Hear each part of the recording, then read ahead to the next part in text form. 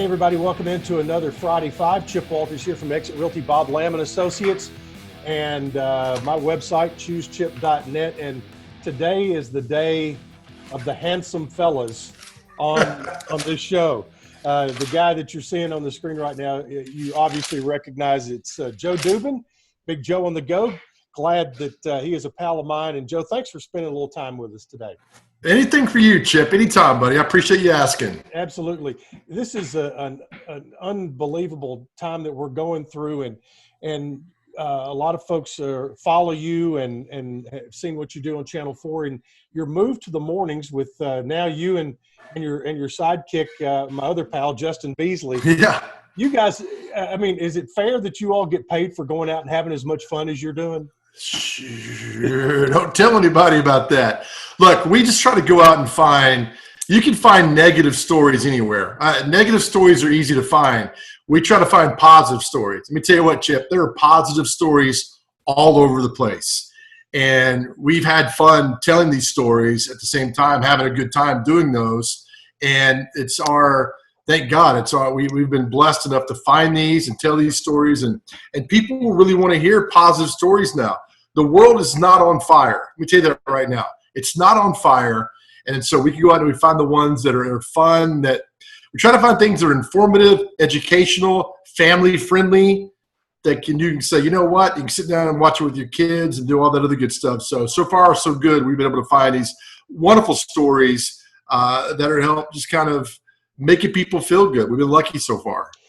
One of the stories, I mean, you go back a few months, because before all of this hit, there was the tornado, and right through, I mean, you're a proud Donaldson guy, proud east side of Nashville guy, McGavock grad, but the story you did about the family with the van, and to immediately see how people engaged with you and that family had to be very fulfilling for you. Well, it's amazingly humble. And the story was the tornado destroyed DCA, where my son goes, and then it hit the neighborhood, and how there weren't 30 dead in that neighborhood, I'll never know.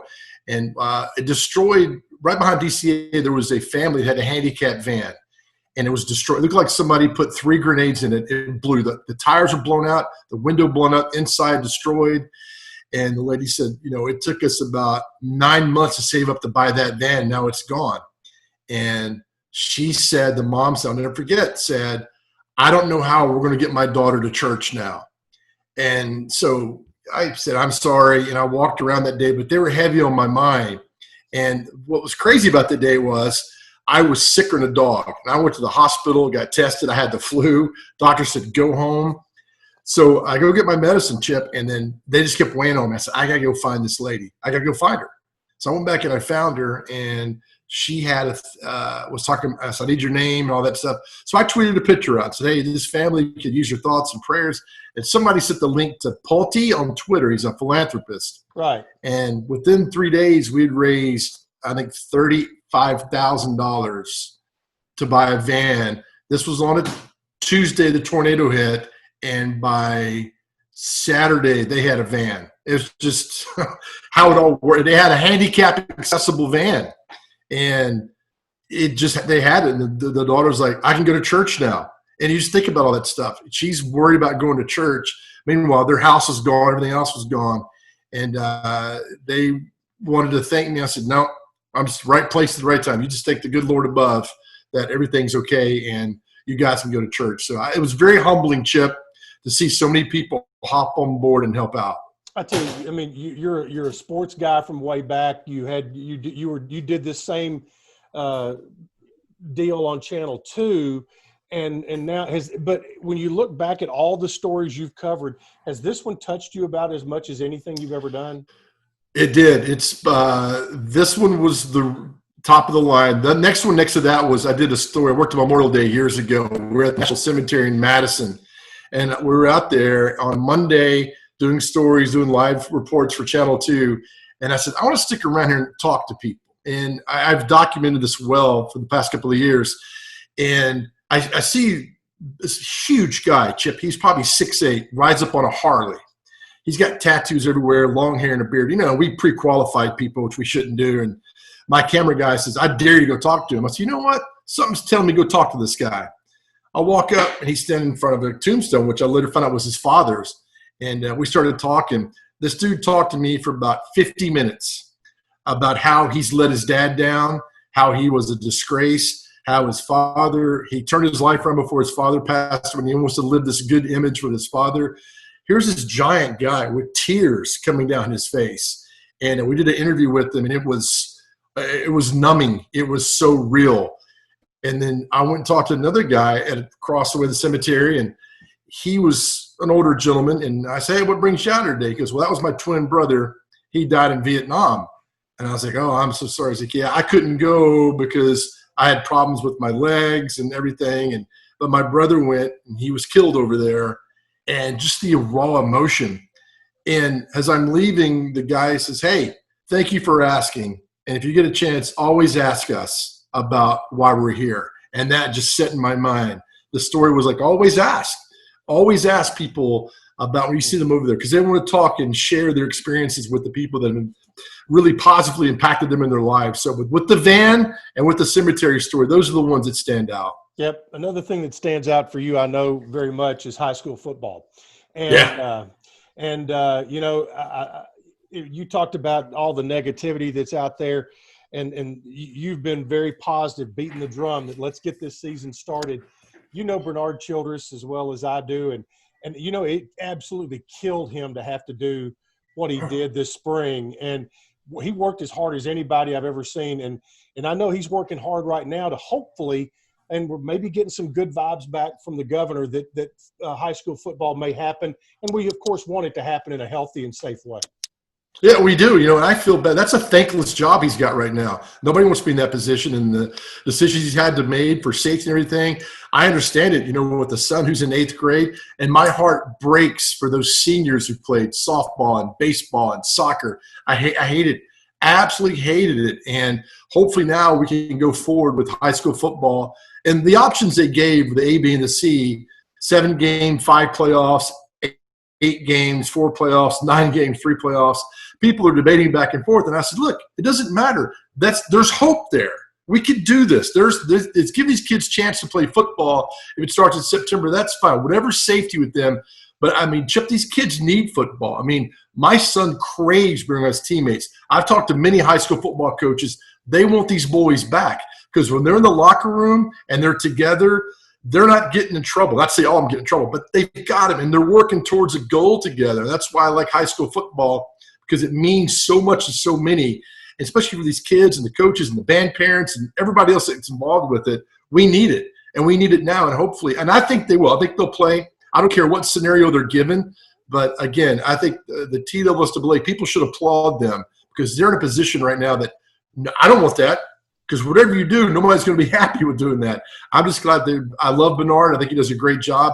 And hopefully they get with the governor and they can start football and get everything rolling pretty soon. Well, I was talking to a college basketball coach the other day, and we were talking about that. He goes, I just want a season. Let's play a game and then play the next game. And then play the next game. And go from there. And so, that's what we're, it's easy to be a naysayer, but I'm like you. I'm a positive guy holding out hope. I want to go to Duke on Labor Day weekend with the Blue Raiders, but, until they, it's like Chris Massaro has said and Coach Stock has said down here, he goes, until they tell us not to go, we're planning on going. Yeah.